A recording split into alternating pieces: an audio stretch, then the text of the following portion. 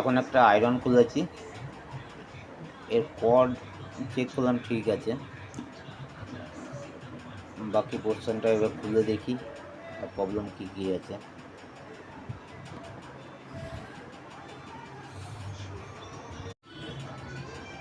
এটা চেক করে দেখলাম হিটিং কয়েল ঠিক আছে, অটো কাট সুইচ ঠিক আছে,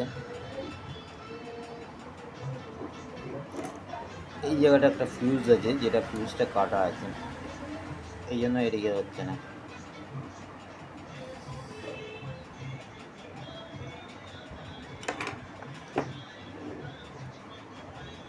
এখানে ফিউজটা চেঞ্জ, এটা তো শুধু এটা পাওয়া যাবে না, এটার জন্য আমাকে টোটাল এটা পুরোটাই চেঞ্জ করতে হবে।